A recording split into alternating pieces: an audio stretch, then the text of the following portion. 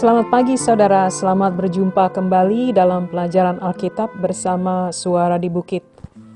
Saya berharap keadaan saudara dan keluarga baik, penuh dengan damai sejahtera Allah kita Yesus Kristus. Saudara, kehidupan adalah suatu perjalanan di mana seseorang belajar untuk mengenali diri, mengerti tentang apa yang dia lakukan dan inginkan. Suatu perjalanan yang berlangsung singkat ataupun panjang. Seringkali perjalanan ini tidak sesuai dengan apa yang direncanakan atau dibayangkan. Pada saat saudara melakukan perjalanan ke suatu tempat keluar kota misalnya, ada jalan-jalan yang tertutup atau ditutup. Karena ada halangan, jadi saudara harus putar balik atau mencari jalan lain untuk terus lanjut sampai ke tempat tujuan. Walaupun banyak yang berhenti sesaat dan mungkin menyerah untuk kembali pulang ke rumah.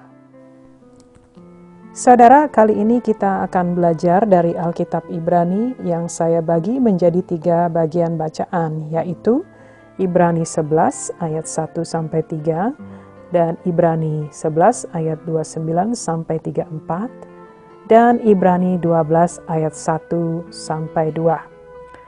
Apabila saudara memegang Alkitab, mari kita baca bersama.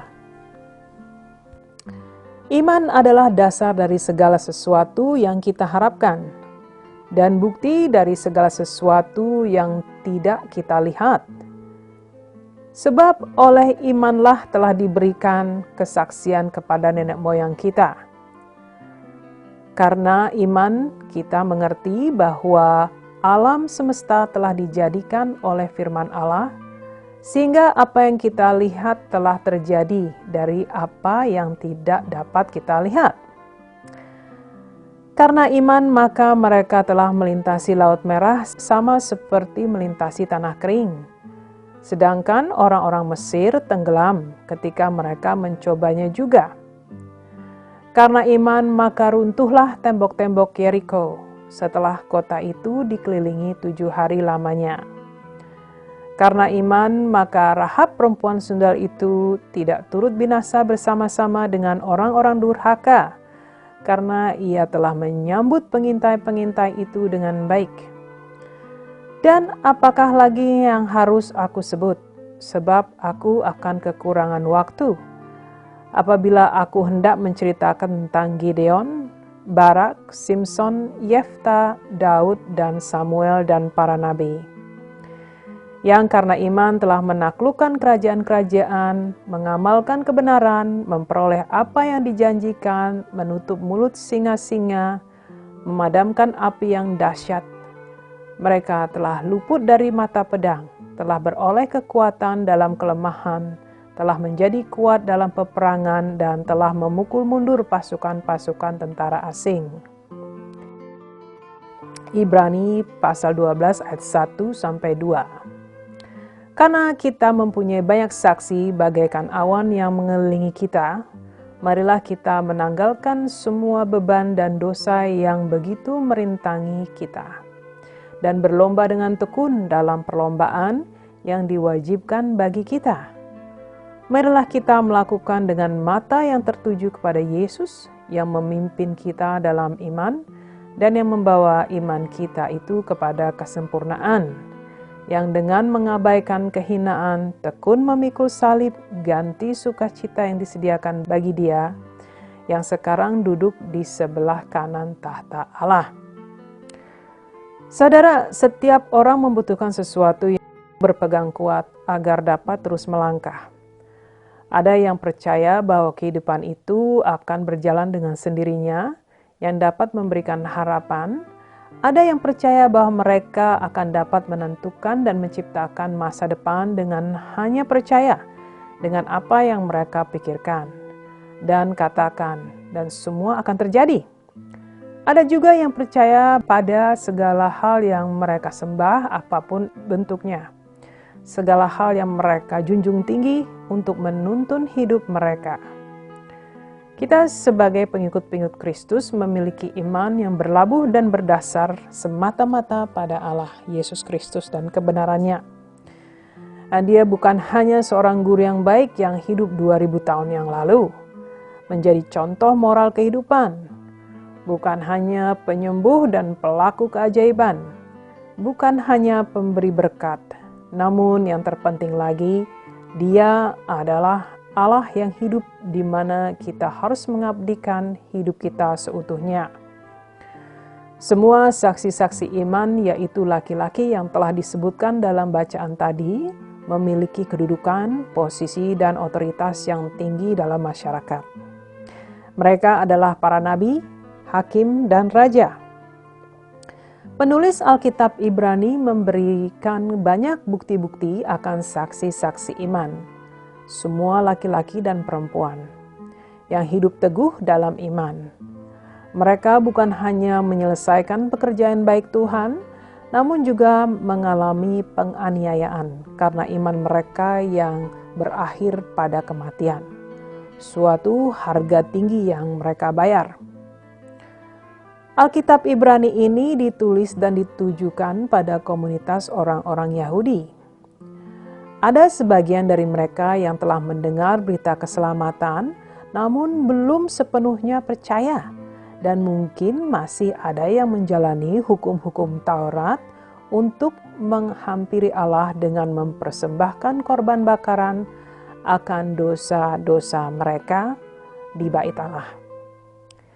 Saudara, masih banyak juga saudara-saudara kita seiman yang tersebar di dunia yang sekarang ini juga mengalami penganiayaan karena iman mereka pada Yesus Kristus. Dan kita wajib berdoa untuk mereka, saudara.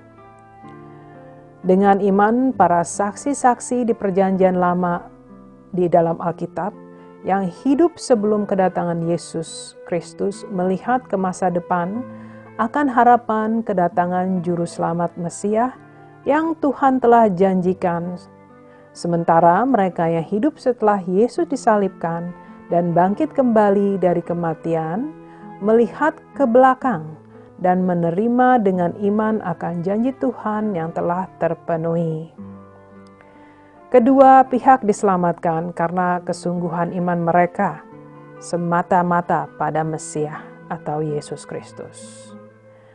Efesus 2 ayat 8-9 mengatakan, sebab karena kasih karunia kamu diselamatkan oleh iman itu bukan hasil usahamu, tetapi pemberian Allah. Itu bukan hasil pekerjaanmu, jangan ada yang memegahkan diri. Kembali kepada Alkitab Ibrani pasal 12 ayat 1-2, bisa dipelajari seperti ini. Seseorang atlet yang mengikuti perlombaan lari misalnya akan melepaskan dan meninggalkan semua bawaan yang akan menghalangi atau memperlambat larinya. Dia akan terus fokus berlari sampai garis finish atau garis akhir. Penulis menggunakan perumpamaan atletik ini untuk mengundang pendengar, yaitu orang-orang Yahudi, untuk melakukan hal yang sama. Masuk pada perlombaan iman dimulai dengan menerima keselamatan Yesus Kristus dan terus berlari sampai garis akhir, bagaikan para saksi-saksi iman tersebut di Alkitab. Sekarang mereka tidak harus melakukan persembahan korban bakaran berulang-ulang yang telah dituliskan sesuai dengan hukum Taurat untuk menutupi dosa mereka, untuk mengingat dosa mereka setiap tahun. Karena Yesus Kristus telah menjadi persembahan satu kali untuk selamanya.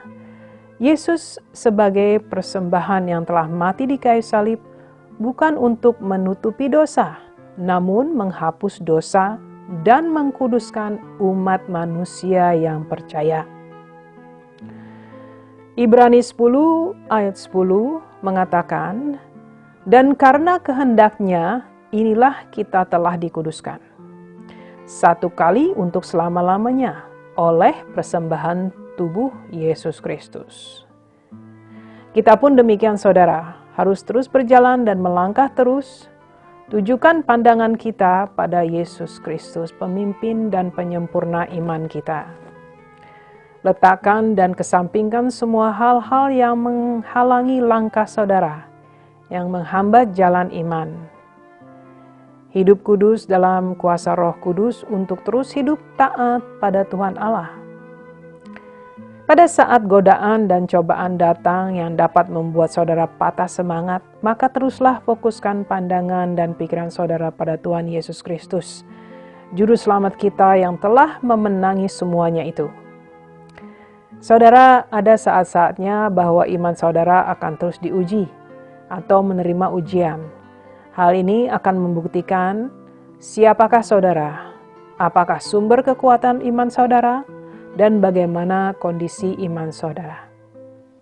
Saudara terkasih, marilah kita teruskan perjalanan hidup kita dengan iman yang kita terima dari Yesus Kristus, Tuhan kita, karena kasih Allah yang besar.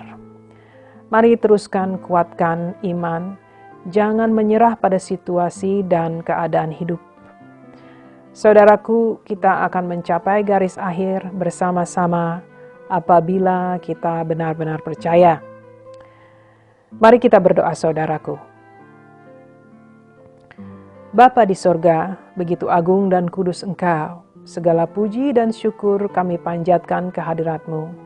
Karena kasih-Mu yang besar, Engkau telah memberi kesempatan dan harapan bagi kami yang tak akan pernah gagal, yaitu suatu harapan keselamatan kekal yang telah Engkau janjikan yang kami terima dengan iman. Bapa, pada saat kami menjalani perjalanan hidup ini, kami memohon dan berdoa Bapa akan karunia kekuatan dalam iman untuk mencapai garis akhir perjalanan hidup kami.